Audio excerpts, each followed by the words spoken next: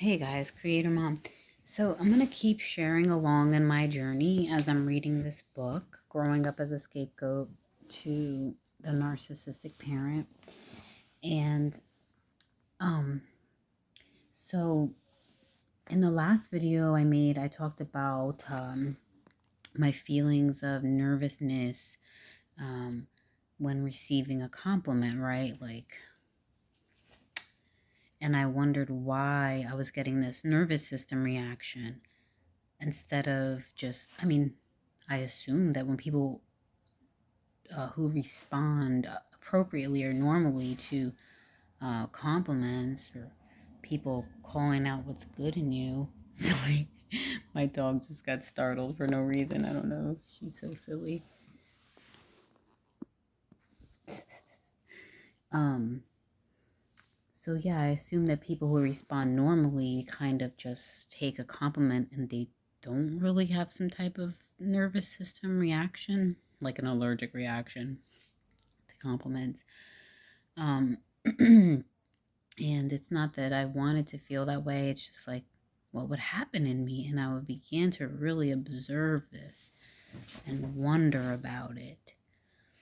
And I just was thinking today, further trying to dig into, it's like you can see something and then you have to like put it into words, And it was like, okay, so it's like this fear of of if I agree or embrace these good things about myself, then I disappear or something. I lose my identity, uh, something like that. And I'm like, well, that's weird.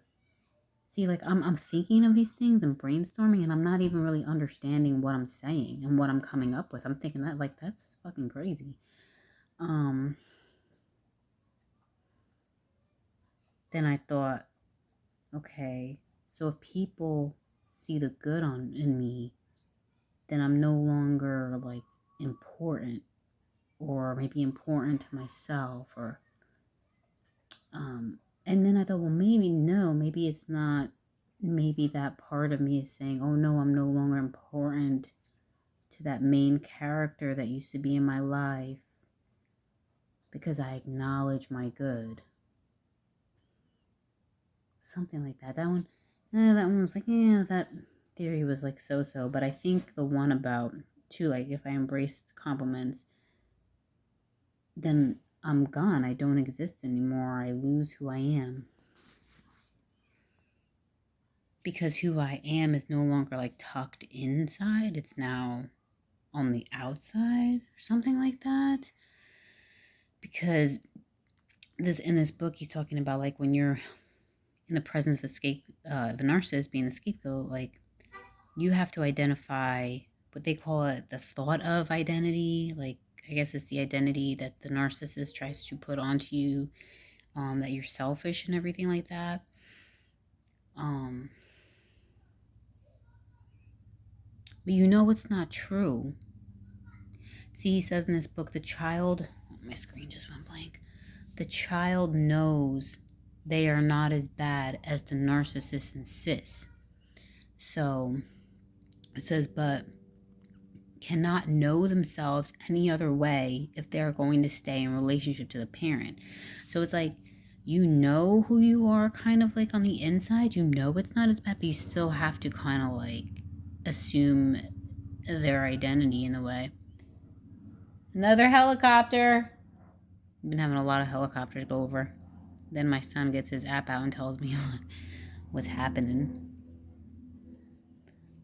I always get curious when I hear choppers going. Anyways, so it says this requires a lot of investment in their thought of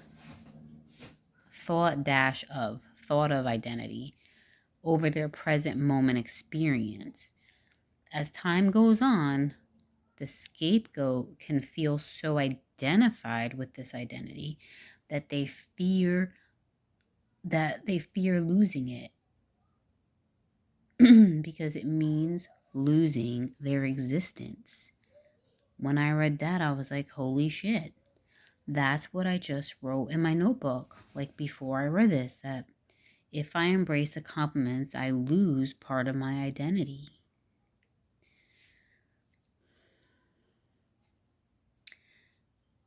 The part of my identity that says I am bad. You know? I don't know. I just feel like it just gets deeper and deeper. And I just have to, I feel as though what I'm trying to say, it comes in images and I like have to decode it in my brain. So yeah, I think that's about all I want to share in this video. Again, that last sentence is, scapegoat can feel so identified with this identity that they fear losing it would mean losing their existence. And it's so weird because it's not like this is all on like a fucking like inner level. It's not like you think you're gonna lose your existence, like you're gonna, your flesh isn't gonna exist. It's on some other shit. I'm sorry, I can't, like, I guess I'm using cuss words because I can't use other words to identify, but I guess it's on like that inner self, inner emotional body, like your spiritual body type of thing, because you don't fear losing your existence, your flesh existence in the world. But it's really crazy. Like, it's kind of like also when I had to say something very hard to the narcissistic parent, and I did it, and then that inner self was like, I'm gonna die, I'm gonna die. It's probably part of that, losing its existence, you know, whatever that thought of identity, I guess. I don't know. Anyways, I'm just playing around with these ideas and just hoping that by identifying some of these things that it could bring something cool into my life. All right, peace.